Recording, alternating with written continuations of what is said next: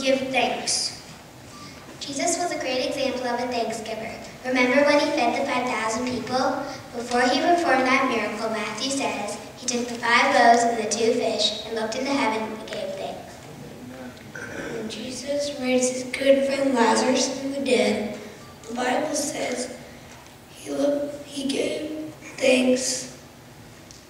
He gave thanks and said, I thank thee for thou hast heard me. You remember the Last Supper, Jesus took the bread and gave thanks. Psalm 95:2 says, come before his presence with thanksgiving.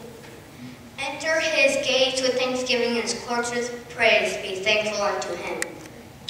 If you would pray with thanksgiving, make your request known to God. Philippians 4:6. Amen. 1 Thessalonians 5:18 says, in everything give thanks because it is good to give thanks unto the Lord.